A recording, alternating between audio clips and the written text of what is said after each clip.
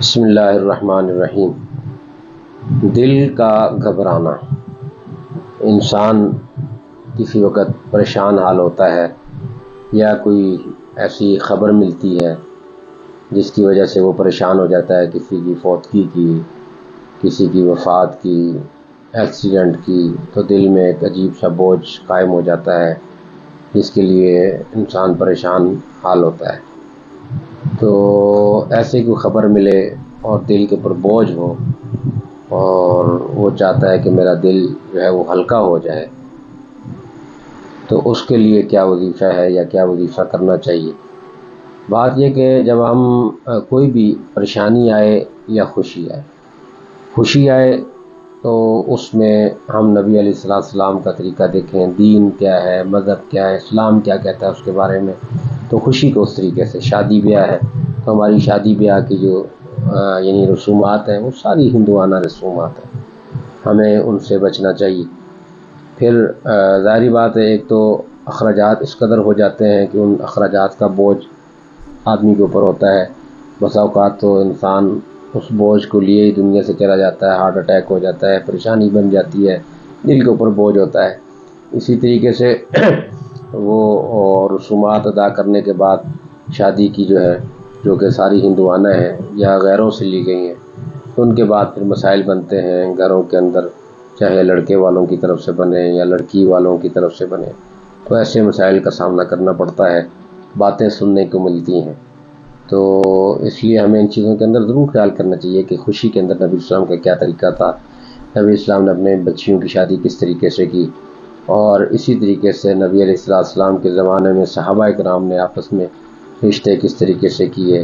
خوشی کو کس قدر کس طریقے سے انہوں نے انجوائے کیا۔ یہ نہیں ہے کہ اپنے طریقے پر اور غیروں کے طریقوں پر نہیں، بلکہ اسلام نے ایک ایک چیز کو بتایا۔ اسلام مکمل دین ہے، اس کے اندر کوئی ایسی چیز نہیں ہے جس کے اندر آج ہم اس کو شامل کریں، یہ نہیں ہو سکتا۔ نبی علیہ السلام نے قیامت تک جو بھی معاملات ہونے تھے اس کے بارے میں نبی علیہ السلام کی سیرت طیبہ جو ہے وہ بھری پڑی ہے۔ کوئی بھی معاملہ ہے ہمیں نبی اسلام کی سیرت سے رجوع کرنا چاہیے، نبی علیہ السلام کے فرامین، قرآن، اور اسی طریقے سے نبی اسلام کے طریقے کی طرف ہمیں دیکھنا چاہیے۔ اور اسی طریقے سے غمی ہے، پریشانی ہے، تو اس میں بھی ہمیں شریعت نے جو راستہ بتایا ہے، جو طریقہ بتایا ہے، اس کو فالو کرنا چاہیے۔ اپنی مرضی کو دین کے اندر شامل نہیں کرنا چاہیے۔ تو جب ہم دین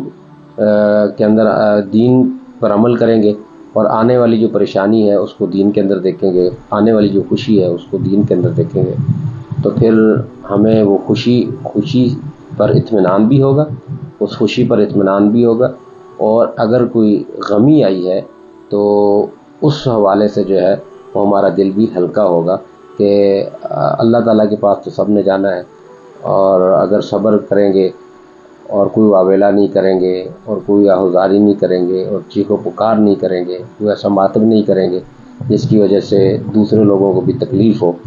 تو پھر ظاہری بات ہے صبر ہے، جب صبر ہوگا تو اللہ تعالیٰ کی طرف سے اجر ملے گا۔ ایک وقت تو ہے انسان کے جانے کا، اس نے تو جانا ہی جانا ہے۔ جو آیا ہے نبی علیہ السلام کی ذات مبارکہ بڑی ہی اشرف ذات اور امام الانبیاء، لیکن ایک وقت کے لیے دنیا میں آئے، پھر اللہ تعالیٰ نے اپنے طرف بلا لیا۔ تو یہ یعنی ایک طریقہ کار ہے، ایک نظام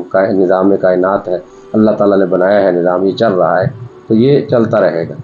تو کوئی بھی خوشی ہے اس کو شریعت سے ہٹ کرنا منع ہے، اور کوئی بھی اگر غمی ہے تو اس کے اندر بھی شریعت کو دیکھے، دین کو دیکھے، نبی علیہ السلام کے طریقے کو دیکھے۔ بہرحال عرض کر رہا تھا، کوئی پریشانی آ جاتی ہے، اچانک کوئی خبر ملتی ہے تو اس کے ذریعے سے انسان کے دل کے اوپر جو ہے وہ بوجھ آتا ہے، تو وہ بوجھ کیسے دور کیا جائے؟ سب سے پہلے تو اللہ کی طرف متوجہ ہے وہ انسان ہو جائے کہ اللہ کا حکم ہے، اور دوسرا بجائے اس کے کہ اپنے بنائے ہوئے الفاظ اور ایک یعنی رسمی جو الفاظ ہوتے ہیں ان کو ادا کرنے کی بجائے انا للہ و انا الیہ راجعون پڑھے، اور اسی طریقے سے یا حی یا قیوم، یا حی یا قیوم اس کا ذکر کرے اور ورد کرے اور پڑھتا رہے، جب پریشانی کی خبر ملے یا حی یا قیوم، یا حی یا قیوم، یا حی یا قیوم، یہ پڑھتا رہے، تو اللہ تعالیٰ جو ہے اس کے دل کو جو ہے وہ بوجھ کو ہلکا کر دے۔ اور رونا آتا ہو تو روئے، رونے سے منع نہیں کیا، چیخو پکار سے منع کیا ہے۔ رونا آتا ہے تو روئے اور اپنے دل کا بوجھ جو ہے اس کو ہلکا کرے، اور جب آنسو نکلیں گے دل کا بوجھ ہلکا ہوگا، ساتھ میں اللہ کی طرف توجہ ہوگا، ذکر کرے گا، یا حی یا قیوم کہے گا، تو اللہ تعالیٰ اس کے دل کے بوجھ کو جو ہے وہ ہلکا فرما دیں گے۔ اللہ تعالیٰ صحیح معنی میں ہمیں شریعت مطہرہ کا مطالعہ کر کے اس پر عمل کرنے کی توفیق نصیب فرمائے۔